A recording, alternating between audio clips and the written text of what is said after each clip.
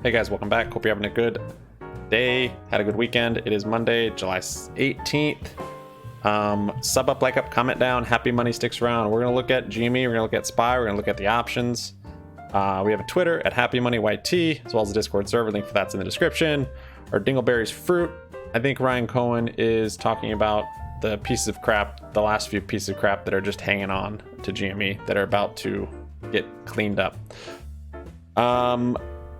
GME held up really good today. SPY kind of sold off, had bad Apple news, and then I guess there was a White House briefing Donner was talking about. Kind of scared the market. Only 8 minutes left. Got interrupted on my first video, so we're doing a second one. So pardon me if I'm impatient.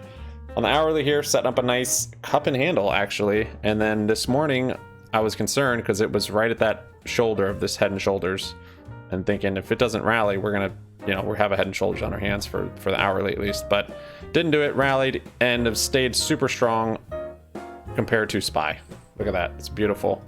So I'm very bullish on this week. I was expecting today actually to be a bit of a pullback, if not a big short. But we're just seeing more natural price action during this SLD period, and I think their obligations are so high that there's not much that they can do, honestly.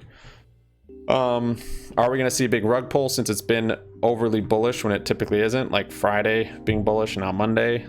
Not necessarily.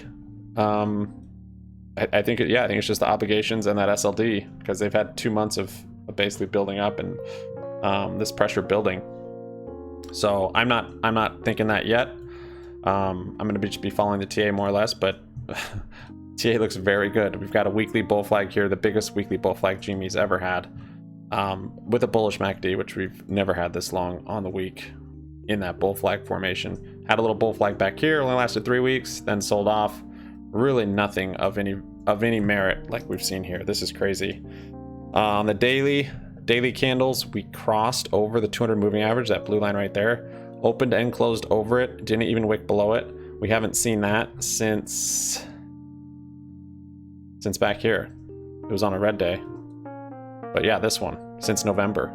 It's almost a year since we've seen that.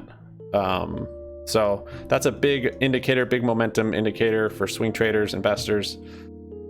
First is opening and closing over the 200 moving average. The next one will be the golden cross, which will be this 50 moving average, this green one, crossing over that 200 moving average up here. So once this 50 comes and crosses over, that's the golden cross, and that's even a more bullish indicator. And that could happen, probably take at least a couple weeks for that to happen. But GME this week I'm very bullish on. Today was surprising. I honestly, Friday was surprising too, because Friday was bullish also. And so I'm like, when it's bullish, when we're not expecting it, it's like everyone gets a little nervous, like what's happening? Are we going to get rug pulled?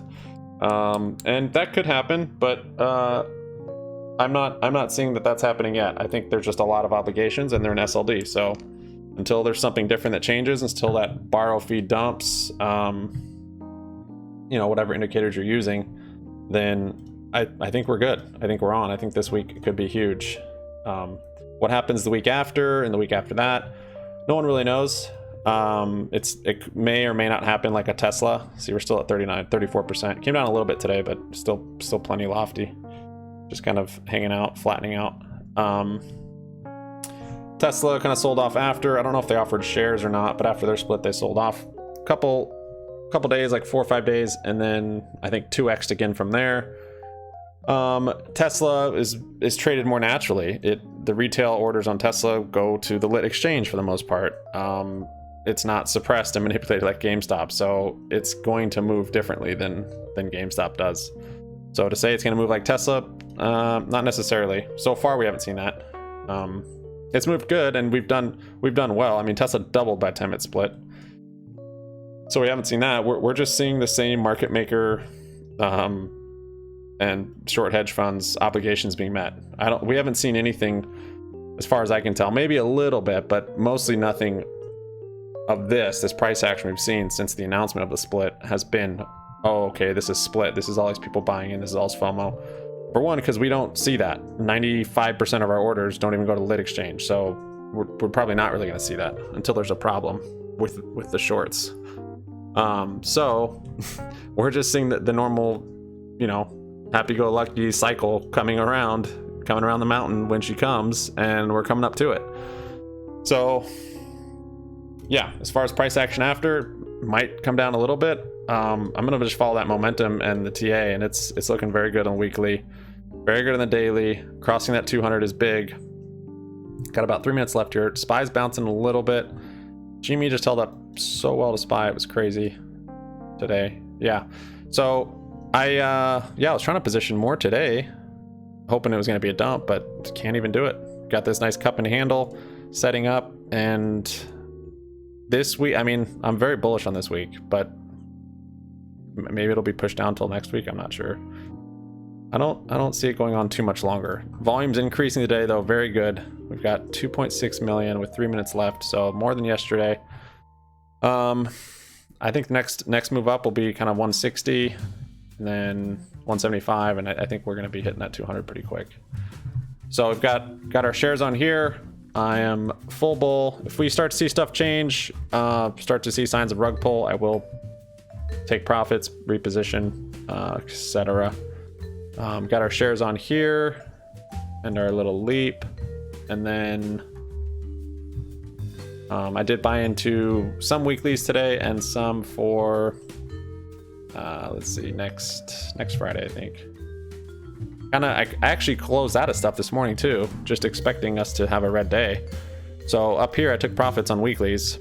We came down here and then started rallying again. It's like, oh wow. Actually, the fact that we came down slowly, I was saying this is really good. We're not just getting pulled. So I started scaling in there, and then I scaled in more up here. Actually, I bought in here, and then I actually resold. I was scalping today, but now I'm back in. I'm not gonna sell anything as far as options go. For Friday, I've got 165, 192 and a half call debit spreads. So this gives me a break even of 167. I think if we break that 153, I think 167 will be an easy one to hold above. 153 was the high from over here. Let's see, 151. Yeah, let's see, there it is. So I think if we break here, we're going to be easily into the 160s. And so that's kind of where I'm giving myself a break even of 167. And hopefully at 200 by the end of the week. That's where that 192 and a half, or at least, 195 would be nice. But yeah, on that short leg, I have a 192 and a half. So I've got that one, and then 175, 210 for next Friday. So that gives me a little more headroom, a little more aggressive with that long legs 175, and then a little more aggressive for the week after. It's a tighter spread, or no, that's the same week. I'm sorry. This is more aggressive because it's a tighter spread, and the long leg is higher. It's 185, so my break even's higher. And then this is the week after. That's August. Yeah, August 5th. So I don't know. I think if the SPY starts to do this big bear market rally that we're expecting, mix that in with OPEX and SLD we're experiencing right now, and then add that into a stock split where GME is $30 a share, $35 a share. Market just closed. Ding, ding, ding. Mix that in with options that are now way cheaper and more liquid, and spreads are tighter. What was I saying? Yeah, last week I was saying Monday I think could be the lowest we're gonna get.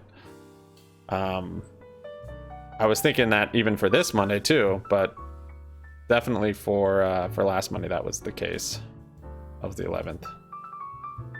Yeah. So here we go. We gotta break that tomorrow. That's kind of my indicators I'm looking for. I'm looking to break that 153 with a lot of pressure. I don't think we'll hang out up here just under 153. And if we kind of keep projecting it, it's possible it is going to get rug pulled and we're going to come back down, at least for now, and maybe trade back, down to some of these supports.